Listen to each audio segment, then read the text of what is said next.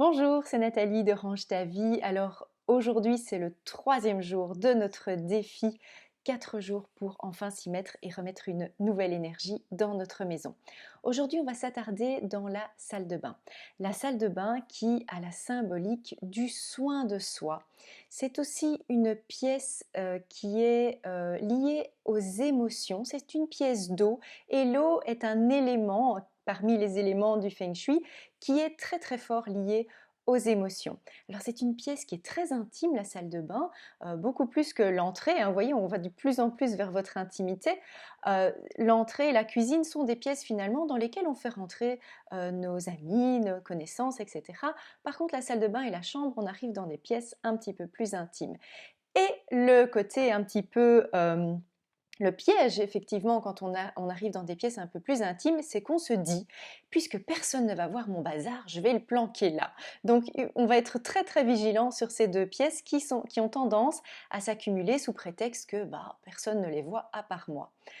Or, le fait d'avoir une pièce encombrée va empêcher cette circulation fluide, ce bon ancrage dans votre maison.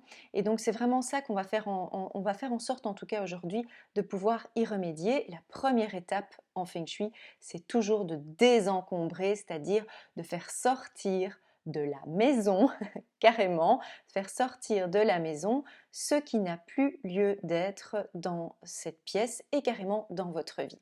Alors, dans les éléments, puisque je reparlais un petit peu des éléments du Feng Shui, il y a 5 éléments.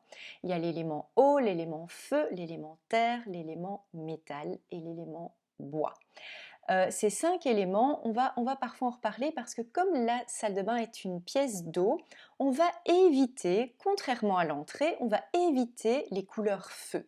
On va éviter les éléments feu, carrément. Donc il n'y a pas que les couleurs, il y a aussi vraiment ce qu'on appelle les éléments, c'est-à-dire trop de lumière, trop de formes qui sont très yang, hein, comme on dit. Donc on va vraiment faire attention ici à mettre des couleurs qui soient plutôt des couleurs eau, des couleurs terre, des couleurs métal, mais on va vraiment éviter les couleurs feu.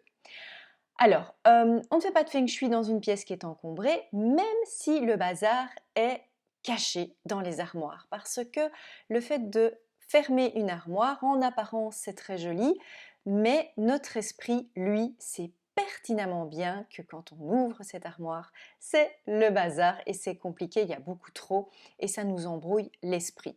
Donc vraiment ici, on va reprendre les bonnes habitudes de ces 2 derniers jours et fixer un espace, délimiter un espace ou une catégorie d'objets à désencombrer, à trier.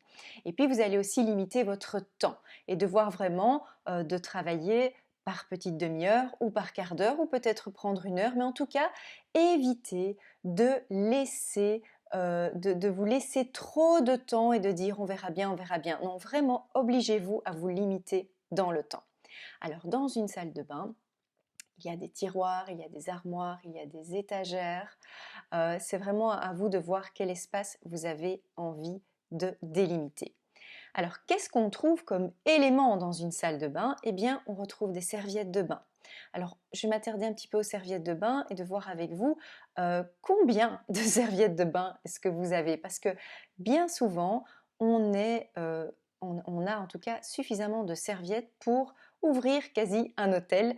Et là, ça vaut vraiment la peine de les sortir et de vous demander quelles sont encore les serviettes qui me plaisent, qui sont belles, que j'ai envie de garder et qui doivent se trouver impérativement dans ma salle de bain. Parce que j'ai déjà remarqué que parfois, on a les serviettes qu'on utilise uniquement en vacances, les serviettes de plage par exemple, et qu'on les garde dans sa salle de bain, ça peut être vraiment placé ailleurs. Donc essayez de garder vraiment les plus belles et de voir celles qui vont poursuivre leur route avec vous.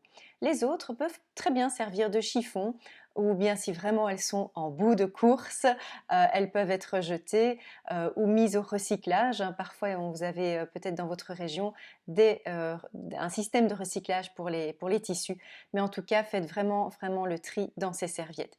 Alors, ce qu'on a aussi, ce sont des produits de soins et aussi, parfois, même si on ne conseille pas de mettre les médicaments dans la salle de bain, il faut bien avouer que beaucoup d'entre nous ont leur armoire à pharmacie dans la salle de bain. Alors, les produits de soins, on va faire un petit peu le tri. Ce que j'ai remarqué, et vous l'avez partagé dans le groupe de Range ta vie, c'est que beaucoup achètent énormément de réserves. C'est-à-dire que on se rend compte que on fait beaucoup d'achats, on se laisse séduire dans les magasins par l'appel de ce shampoing qui sent si bon, de ce gel douche qui fait la peau douce, etc. Et on se retrouve avec des réserves incroyables et l'impression qu'on n'arrivera jamais au bout et qu'on peut être 25 à se laver dans cette salle de bain. Donc c'est vraiment de voir comment vous pouvez faire en sorte d'utiliser ces réserves et de ne plus acheter simplement tous ces produits, de vraiment utiliser votre réserve. Et si vous ne l'utilisez pas, c'est de voir finalement pourquoi vous n'utilisez pas. Peut-être que vous avez fait un mauvais achat, peut-être que vous avez reçu aussi, et ça c'est vraiment le problème, j'ai envie de dire, du cadeau, c'est que parfois on reçoit des choses, on n'aime pas la texture, on n'aime pas l'odeur, ça ne nous convient pas, ça gratte, ça pique, et on s'oblige quand même à le garder dans nos armoires parce qu'on nous l'a offert. Et donc là, c'est de voir si vous ne pouvez pas faire un don simplement. Il y a des associations qui reprennent des produits de beauté, de soins pour, par exemple, des personnes qui sont dans des foyers d'accueil et ça vaut peut-être la peine de leur faire ce don avant que ce produit finisse par pourrir, dépérir, même si on a l'impression que ça n'a pas de date de péremption, il y a quand même une limite à l'utilisation de ces produits et si vous n'en profitez pas, peut-être que quelqu'un sera ravi d'en profiter.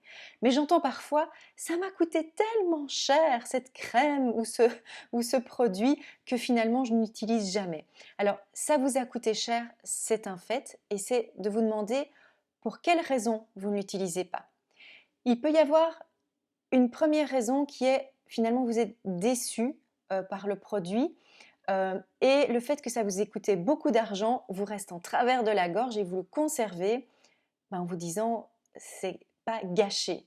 Or, vous vous gâchez de la place, vous vous culpabilisez à chaque fois que vos yeux se posent dessus, et en plus, ça ne vous rendra pas votre argent de le conserver dans votre armoire. Ça, c'est une première chose. La deuxième chose, c'est peut-être que vous estimez que c'est trop beau pour vous. Et là, c'est vraiment votre propre image qui est en cause, c'est l'image que vous avez de vous. Pourquoi est-ce que vous ne pourriez pas utiliser ce produit un peu luxueux au quotidien finalement?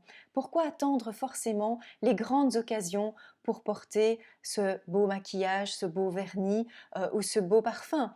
Donc c'est vraiment de voir si c'est soit la peur de gâcher, soit l'impression que c'est un petit peu trop beau pour vous.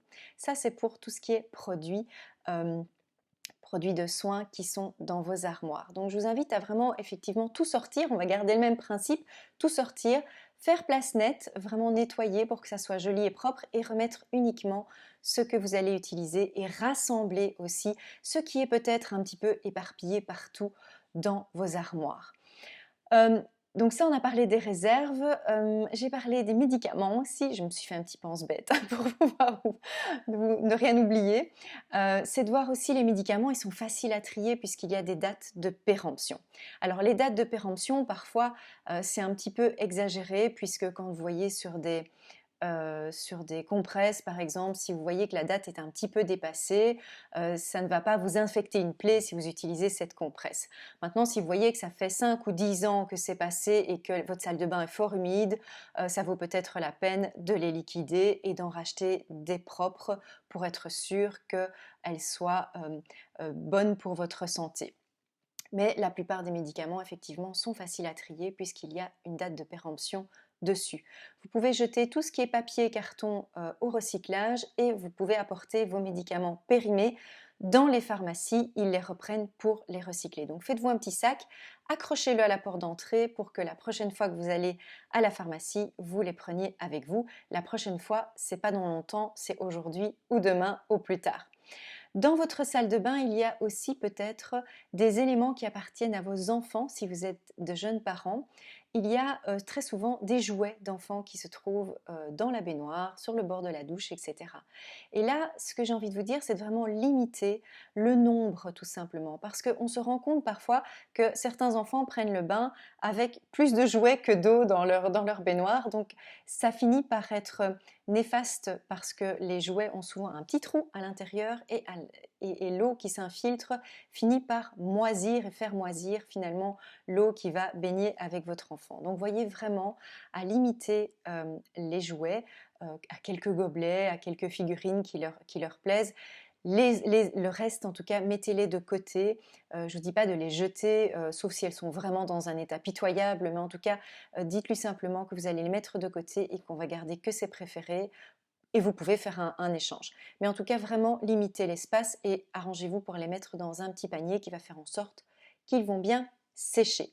Alors, une fois que votre salle de bain est toute belle, toute propre, désencombrée, où vous avez remis les choses à leur place, vous pouvez apporter quelques éléments pour améliorer l'énergie de votre salle de bain.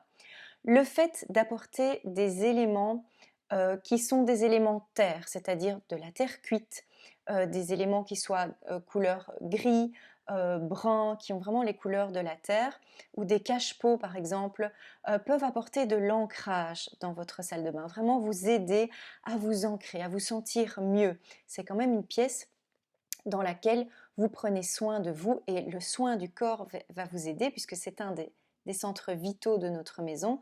C'est vraiment important de pouvoir s'y ancrer correctement. Et puis, pour faire circuler l'énergie de façon fluide, vous pouvez apporter aussi des éléments en bois. Alors moi, je conseille toujours, si vous avez la possibilité de le faire, c'est de mettre une petite plante dans votre salle de bain. Une petite plante qui aime la chaleur et l'humidité pour pouvoir justement apporter cette touche de fluidité. Un élément aussi qui est très important pour la salle de bain, c'est de bien aérer votre salle de bain. Chaque jour, aérez-la. Alors certaines ont la chance d'avoir une fenêtre, pas toutes, mais si vous avez la chance d'avoir une fenêtre, chaque jour, il faut vraiment aérer. Parce que l'humidité fait stagner l'énergie dans votre salle de bain et le fait de l'aérer va vraiment enlever cette humidité et vous aider à améliorer la fluidité dans cette pièce. Une chose qui est très importante aussi, comme l'énergie, le chi qui circule dans votre maison aura tendance à se perdre et à être vraiment à disparaître dans tout ce qui est eau, donc les toilettes, les bouches des éviers, etc., c'est de fermer la porte de votre salle de bain. Alors je sais que je viens de dire qu'il faut l'aérer, mais vous pouvez la laisser ouverte le temps de l'aération et puis après, le plus possible, fermer les abattants des toilettes, fermer les portes pour éviter justement que cette énergie aille se perdre dans la salle de bain. Voilà, ça c'était pour les conseils du jour. Venez me dire ici en commentaire quel est votre objectif dans votre salle de bain, quel est le point de vigilance que vous allez mettre aujourd'hui et comment ça s'est passé pour vous. Moi je vous retrouve à 17 h dans le live pour voir comment ça s'est passé pour vous et célébrer vos victoires dans votre salle de bain. À tout à l'heure.